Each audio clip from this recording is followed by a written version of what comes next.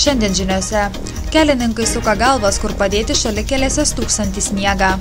Miško žvėrims gresia baltasis badas. Nuo naujųjų metų Panevėžyje šiluma nebrangs.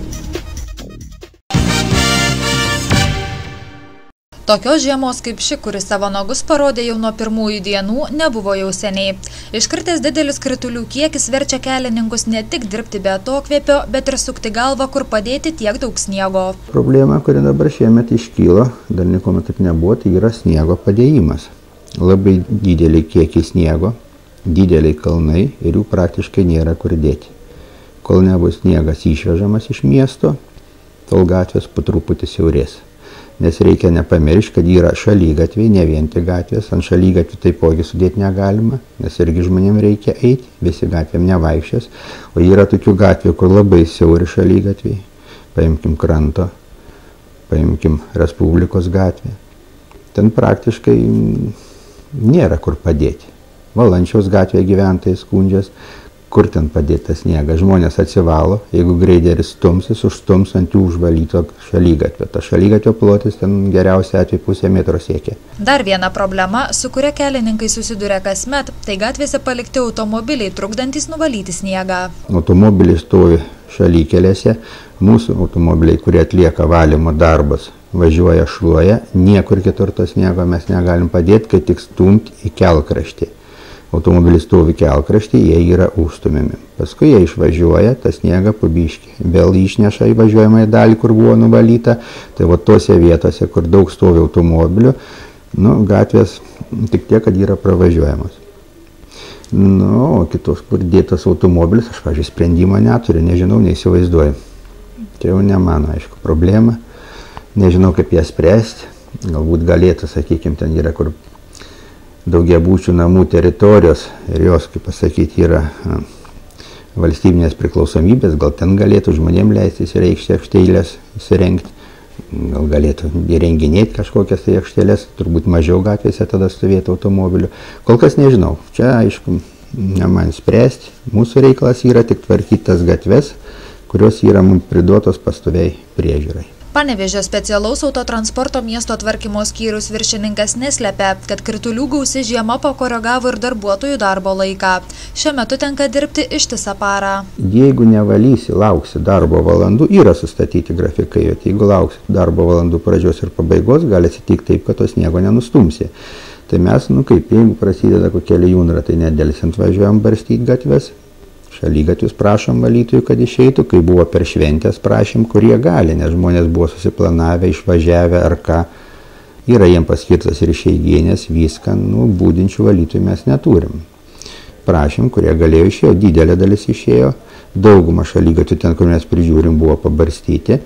Gatvės buvo irgi pabarstytos gatvėse, mano nuožiūra, nebuvo jokios tragedijos. O šiaip tai, jeigu reikia, tai dirbam bet kuriuo paros metu, išskyrus, aišku, šalygatvių valytis, nes jie visą parą žmogus dirbti negali, su technika vairuotojai dirba, padirba, pailsi, vėl padirba. Sinoptikų prognozės kelininkams taip pat nedžiuginančios. Jau rytoj daugelyje rajonų trumpai pasnyguriuos, o ketvirtadienis snigs visoje šalyje.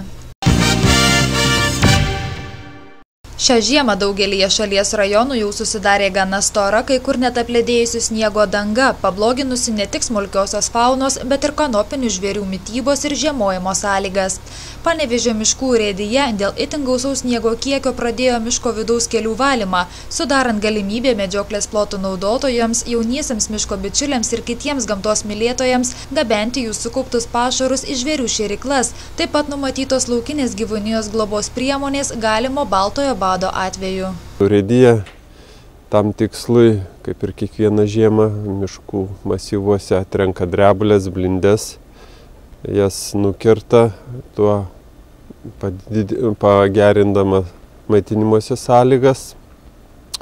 Yra valomi keliai, bendraujam su jaunaisiais miško bičiuliais, kurie iš šėryklas paruošia pašarų ir išveža, bet pagrindinė rūpinasi, aišku, daug ir medžiotojai, kurie turi įrengę šėryklas ir savo būrelių plotuose vykdo tų žvėrelių šėrimą. Miško žvėrims galima duoti šieno, bulvių, morkų, burokėlių likučių. Paprastai yra ruošiamas šienas, cukriniai runkeliai, būna, sakykime, blogesnės kokybės grūdai, aišku, jau kažkoks tai supuvęs, sugedę pašarai, jie nėra rekomenduojami, bet jų ir paprastai žvėris ir nelies, nes tai yra netinkamas jiems pašaras. Miško žvėrių šėrimas tokią sunkę žiemą padeda ne tik jiems lengviau peržiemoti, bet ir išsaugoti patį mišką bei šalia jo esančius ūkininkų pasėlius. Ta žiema yra sunkus metas ir jie maitinasi tada, prie ko gali prieiti. Ir tada ir miškui žalą, aišku, didesnė daro, jaunų pušaičių, eglaičių ūglius nukramto, ir uosiai, ąžuoliukai yra žalojami, eglių kamienai nutrinami gal labiau pavasarį. Bet, sakykime, toks priežiūra ir šėrimas, aišku, kažkiek tai pagerina pragyvenimo sąlygas žvėreliam ir sumažina nuostolius, sakykime, ir miškui, galbūt ir ūkininkam, galim sakyti, jie irgi miškų turi ir pasėlių šalia miškų. Apledėjęs sniegas kenkia ne tik stirnoms ir elniams, kurie į ledą susibraižo kojas, nebegali judėti, ieškoti maisto, bet ir lapėms, kurios nebegali užuosti pelių ir prisikasti iki grobio. Akcinė bendrovė Panevėžio Energija informuoja, kad nuo sausio 1 dienos šilumos ir karšto vandens kainos išliks nepakitusios. Gyventojų šilumą ir toliau mokės 22,56 centų už kilovatvalandę su 9% pridėtinės vertės mokesčiu. Akcinis bendrovės Panevėžio Energija centralizuotai tiekiamos šilumos ir karšto vandens kainos paskutinį kartą kito šių metų Liepos 1 dieną.